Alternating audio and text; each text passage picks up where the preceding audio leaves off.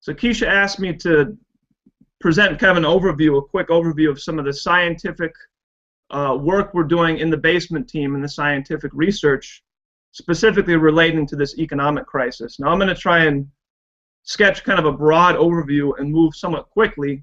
So stick with me on this, and if there's questions and elements that aren't clear, we can get into that in more detail in the Q&A, and I'm sure Michael and Keisha are going to take up more of what I just kind of touch upon here. So obviously the context that Harley laid out is we're in a major drought crisis. You know, the majority of the state of California is in extreme drought. If you want to go to the first image I've shared here through the screen, you can see that California and Texas are leading the nation in the crisis drought conditions, which are also a problem all over the United States. Texas, you have communities that are literally running out of water, and fracking is a huge issue accelerating this crisis, this insane policy of using fresh water to try and pull oil and natural gas out of the ground in cities where people are literally turning on the tap and no water comes out, which has actually happened in a few cases. California, you're talking about, last I heard, 500,000 acres, 500,000 acres of the most highly productive farmland in the country are going to go unplanted this coming year because of the drought. Texas, the cattle herd has collapsed by a fifth, by 20% over the past 5 years. So these are crises in these states, but as has been well understood already by anybody thinking, this has national implications and global implications on the food supply, the food that people need to survive in this country. So the point is we need to get serious about this crisis. The entire West is in danger, the entire country is in danger, and what people need to walk away here from is a very clear sense that we have to make a decision as a country. We either abandon this green policy, this environmentalist green policy of no major water projects, no economic growth, no investment in fission and fusion power, the policy that's dominated the United States for the past 30, 40 years. Either we decide to break with that policy and take an active role in improving the land of the country, in developing the country with NWAPA, with thermonuclear fusion power as a critical driver, or we're not going to have a nation. So that is the reality that's facing this country, the state of Texas, the state of California right now, today, and we have to be serious and stop deluding ourselves and actually address this for what it is. Now, there is a myth floating around that if we just kind of buckle down, save up some water for the next year, we can kind of scoot by this drought and come out okay in the next year, the next 2 years or something. But I want to make very clear with my presentation that that is a wholly unfounded and dangerous assumption to make. There is no reason to believe that we're going to be going into a period where we're going to have the drought conditions alleviated by any natural means. This is typified by California, where already it's the worst drought on record. And the records go back some 100, 130 years, something to that effect. Additional studies have shown this is the worst drought in 500 years, which is based upon analyzing tree rings, other proxy evidence records from the biosphere, from life, from the environment that show the conditions going back further. But even that doesn't tell the whole story. There was a very important study put out by certain university researchers in California indicating that in California and the region of the West, the past century, from say 1900 up to 2000 roughly, that past century has been among the wettest centuries in the past 7,000 years. That this past 100-year period, the period in which we built our irrigation systems, our dams, our water management projects, they were built around a period that was actually anomalously wet.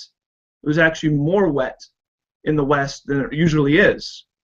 And so any assumption that we're going to continue that level of water availability we had over the past century is highly unlikely, given the fact that over the past 7,000 years, 7 millennia, if you take that whole record and examine the record, this past century was actually one of the wettest throughout that entire period.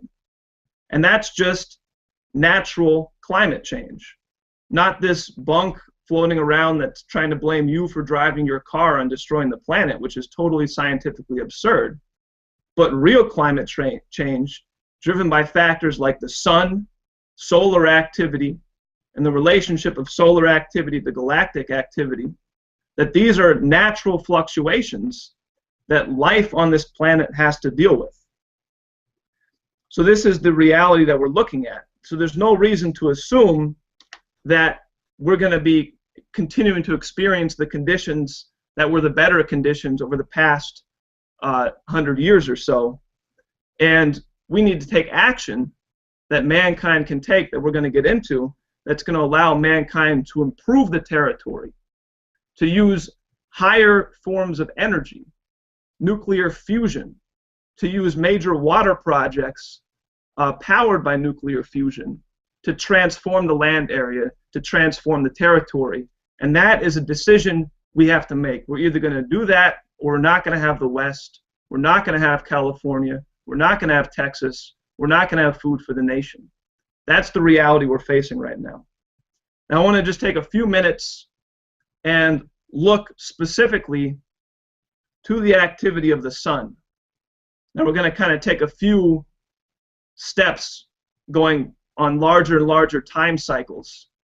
So in the next image here is an image of the sun taken every single year over the course of one solar cycle, 1996 to 2006.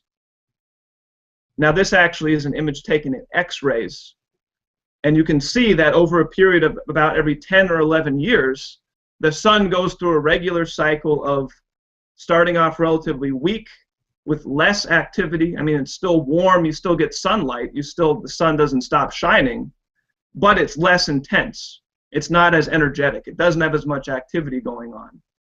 And then over a period of about 5 or 6 years, on average, it'll increase its activity. It'll get more active, peaking, as you can see here, a previous peak was in 2001 when the sun is most active, having the most active activity, and then begins to decline again. So this is a regular phenomenon that we're aware of, that the sun goes through this period, 10-year, 12-year, averaging about 11-year period of increase and decrease in solar activity. Now, what has been an increasing concern among serious scientific thinkers, people who aren't bought off by the man-made global warming hoax, serious scientific thinkers are pointing to the fact that the sun is weakening. It's not weakening just in terms of a normal cycle. Every 11 years it gets weak again. But the whole cycle itself is getting less intense. The peak of the solar cycle, the highest point it reaches, the most active, energetic point the sun reaches in its solar cycle is less intense than the previous cycles. So you have a regular 11-year cycle, but how intense those regular cycles are changes over time.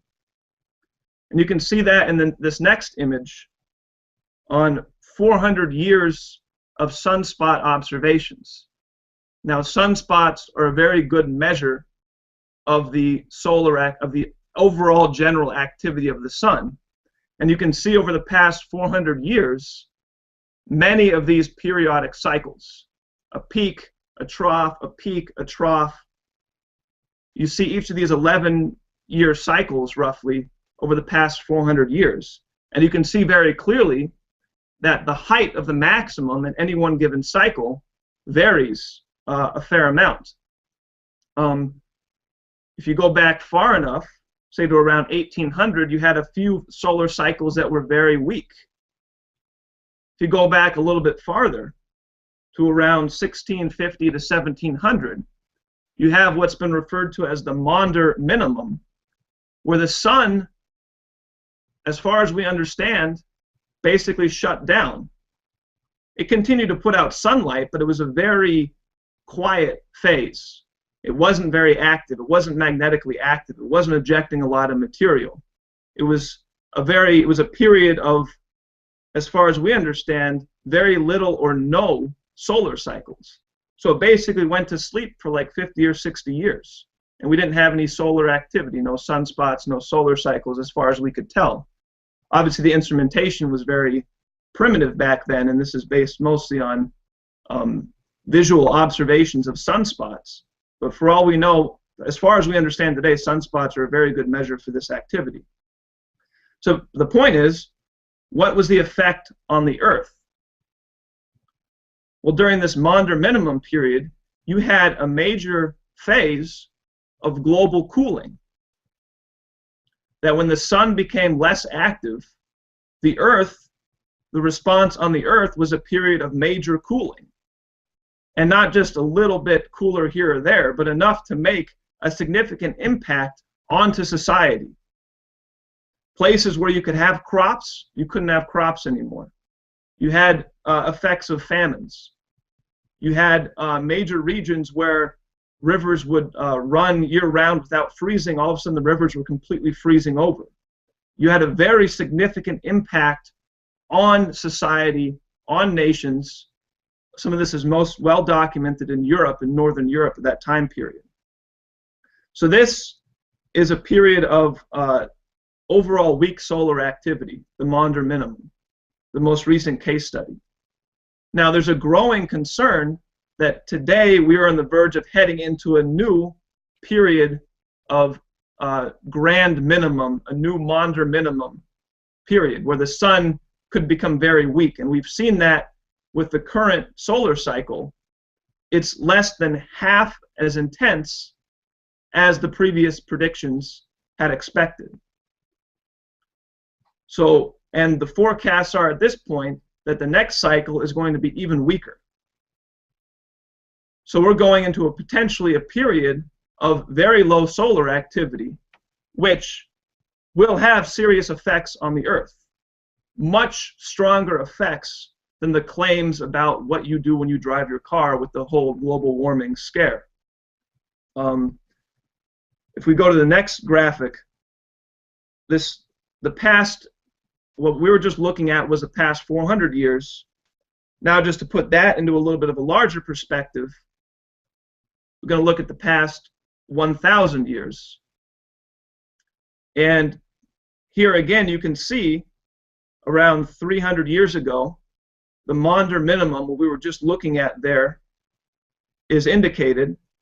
And you can see that was only one of a whole series of periods where the sun became very weak, with a solar activity for an extended period of time, decades, 50 years, 100 years, that the sun became very quiet and inactive. And for every one of these periods of low solar activity over the past 1,000 years, there's evidence of global cooling effects, of regions of the planet getting dramatically colder, increased glaciation, increased ice flow, various evidence that the Earth as a whole got cooler in these periods of lower solar activity. There's been other studies. There's a recent study out of the Chinese Academy of Sciences that showed in certain regions of China, around Tibet, each of these periods of low solar activity corresponded to drought, prolonged periods of drought in Tibet and in regions of China. So we have plenty of indication here that this is an immediate, very serious concern that we need to be looking at and thinking about when we talk about the drought today. If we look at the activity of the sun, of these longer-term solar cycles, we look at the effects they've had on the planet in the past, and we look at where we think the sun is going now to a quiet, weaker phase, then we have no reason to assume that the water conditions and the drought conditions are going to return, that the water availability is going to return to the better days 40 years ago, 50 years ago, 60 years ago. That mankind, if the West is going to survive and prosper, if California is going to produce food, if Texas is going to produce food, if the United States people are going to be fed, mankind is going to have to abandon the green policy and take an active role in improving the conditions of the West. And on the next graphic, you can see an illustration of the North American Water and Power Alliance project, which typifies, is a keystone project to save the Western United States. A project that's been on the books for decades to address the basically the failure of the biosphere in distributing water in a sufficient way throughout the West. Where the natural conditions are, you have a huge amount of precipitation, water that just falls in the very northern regions of the West, Alaska, British Columbia, Yukon Territory, huge amount of water flow there. Much of it gets completely unused. Much of it just flows right back into the ocean without ever getting a chance to participate in plant life, to participate in any type of animal biological system. Much of this water is pumped up by evaporation by the sun, dumped into the Northwest, and then just runs right back off in the ocean completely unused. If we are not insane greenies, and we recognize man's obligation is to improve the territory of the planet, to improve the land, to improve the biosphere, to improve life, to make life better, then we'd recognize this is an obvious natural program to bring the water from the Northwest down into the central regions of the continent, down into the Southwest, and actually have a serious long-term program to actually solve the water crisis and the drought conditions. And again, we're not talking about year-to-year fluctuations, but how can mankind ensure that the West, that your grandchildren have a future in the Western United States? That California and Texas continue to exist, continue to grow food, continue to develop and prosper and open up new land and improve the territory. This is the project you're going to need, this NWAPA system. And we've done extensive studies on this, consultations with experts, and this is a real, live, active project that could be started immediately, that over the next 10, 20 years can begin to actually solve the real long-term crisis associated with natural solar fluctuations, changes in solar activity, and their effects here on Earth. And so we can get into a lot more of the details of this in the Q&A, and there's more material on the website. But the one other thing I want to highlight that is critical for this entire project is the role of fusion power. That is, at this point, the future of mankind in the United States, but on this planet generally. If we want projects like NWAPA, if we want to be able to protect mankind against global cooling, to be able to deal with major fluctuations in the climate driven by changes in how active the sun is, if we want to actually solve the problems of poverty and improve the living conditions of the planet, mankind has to today focus on thermonuclear fusion as the key driver program for solving this crisis. And this can be illustrated in a number of ways, but this last graphic is one that we've developed in our scientific and economic research that I think puts the point very clearly. This is a history of the United States measured by the energy use per capita of the U.S. population over the history of the United States. And you can see that the natural trajectory of progress has been a growth in energy use associated with transitions to higher and higher forms of energy, higher qualities of energy, moving from a wood-based society to a coal-based society, moving from coal to oil and natural gas, moving beyond oil and natural gas. This fracking policy is a total waste of economic activity. To burn natural gas for energy is well beyond, is insane at this point. We need natural gas for things like fertilizers. We need oil and natural gas for the petrochemical industry. We don't need it to get energy. We have nuclear fission available. But as you can see here in this graphic, nuclear around 1970, with the takeover of the green policy, progress stopped. We stopped increasing our per capita energy capability. We stopped increasing our energy flux density. Fission power, nuclear power, was suppressed. Fusion power was suppressed and never allowed to get started.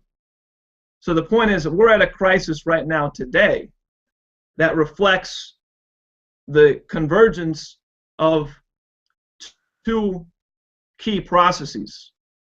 One, the economic policy of the green environmentalist paradigm that shut down progress, that stopped NWAPA, that stopped the development of fission power, that stopped fusion power. And at the same time, we are seeing actual climate change driven by the climate of our sun as our sun goes through its changes and fluctuations, which is ready to make life on Earth more difficult to any civilization that doesn't make the decisions to go with these programs of higher energy flux density, fusion power, and major projects like NWAPA. So Keisha asked me just to kind of give a quick overview of the work we've been doing in the basement research team, the work we've been doing with Mr. LaRouche on these areas in defining fusion power and NWAPA as the key economic programs needed immediately to save the nation. So I wanted to keep it brief, just put that on the table. I'm sure there's going to be a lot more discussion on these different issues.